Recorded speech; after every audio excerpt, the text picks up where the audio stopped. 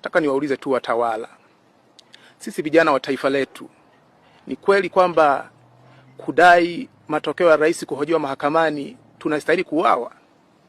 Kwa sababu hicho ndicho tunachokidai sisi vijana, kwamba tunapoenda kwenye chaguzi matokeo ya rais yaweze kuhojiwa mahakamani. Kama wewe umeshinda, una supporting fact, kaonyeshe mahakamani. Katiba yetu iruhusu matokeo ya rais kuhojiwa mahakamani.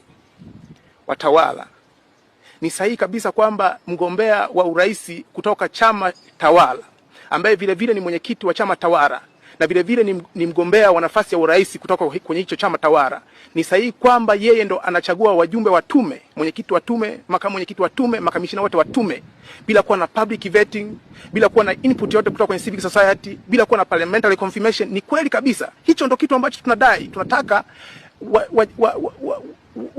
wajumbe wa tume watokane na mifumo iliyo huru, ili tuweze kuwa na chaguzi zilizo huru na za haki, si chaguzi za kuchezea wananchi.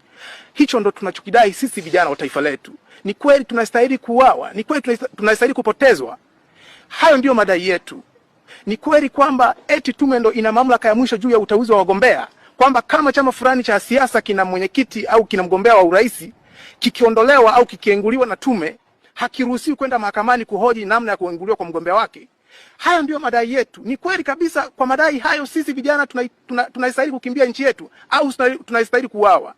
Tunajisikia uchungu mkubwa sana kuwa na taifa ambalo wasema ukweli wanakuwa ni maadui katika taifa, na waongo machawa ndio watu ambao wanabebwa katika taifa. Sisi tunaumia mno. Na shida niseme nini, lakini nataka niwaulize watawala, taifa letu tunalipeleka sehemu gani?